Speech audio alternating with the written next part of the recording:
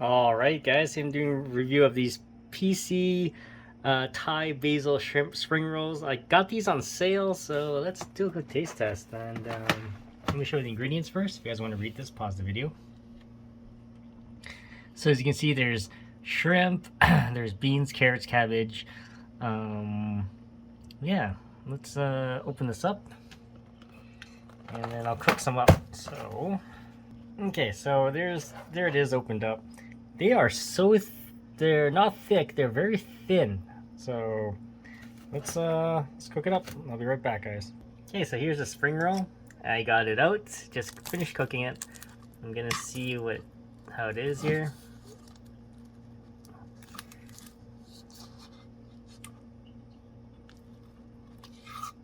Do a quick taste test.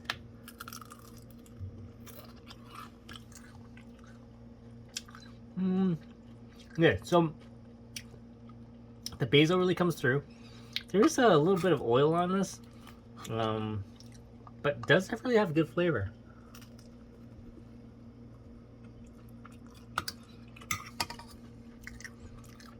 There it is.